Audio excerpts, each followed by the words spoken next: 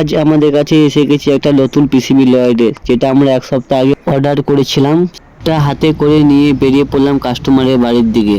কাস্টমারের বাড়িতে এসে আমরা কাস্টমারের সামনে পিসি বোর্ডটা আমরা আনবক্সিং করলাম এবং পিসি বোর্ডটা আমি খুলছি। দেখতে পাচ্ছেন বন্ধুরা, পিসি বোর্ডটা খোলা হয়ে গেছে এবং বাইক করে নিলাম আমি। দেখতে পাচ্ছেন পিসি বোর্ডটা খুলে সাইডে রেখে দিলাম তারিফের হাতে এবং তারিফকে বললাম আউটডোরটা খুলো। আউটডোর নাটগুলো সব তারিফ খুলছে, দেখতে পাচ্ছেন বন্ধুরা। নাট তারিফ আস্তে আস্তে খুলছে এবং তার ক্যাবিনেটটা খুলতে বললাম ওপরের। তারিফ ক্যাবিনেটটা খুলে দিল এবং পিসিবিটা খুলতে বললাম তারিফকে। পিসিবি খোলার আগে পিসিবির যে নাটগুলো থাকে সে তিনটা নাট ভালোভাবে তারিফকে খুলতে বললাম এবং নাটগুলো খোলার পরে পিসিবিতে উপরে একটা নাট থাকে সেটাও খুলতে বললাম এবং পিসিবি জাগুলো ভালোভাবে খুলে নিলাম।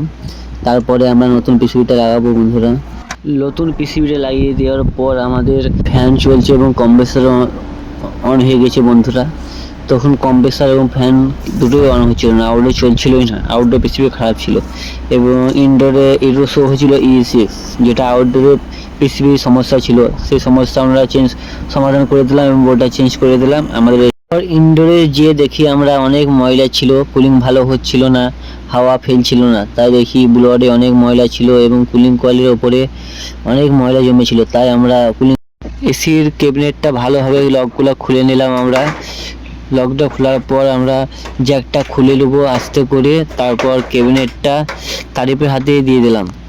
তারপরে বন্ধুরা একটু জেট পাম্প চালিয়ে দিলাম ভালোভাবে, উপরটা ভালোভাবে মেরে দিলাম। কুলিং কয়েলের অনেক ময়লা ছিল বন্ধুরা, ভালোই অনেক 5 মিনিট থেকে সার্ভিসটা করে দিলাম। উপরে ভালোই মারার পরে ব্লোয়ারটা খানি মেরে দিলাম।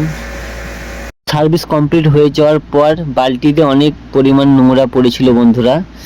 তাই দেখি কুলিং কয়েলটা ভালোই সার্ভিস হয়েছে, আগের থেকে চকচক করেছে এবং ব্লোয়ারটা ভালো সার্ভিস হয়েছে, কোনো নোংরা নেই আগের থেকে।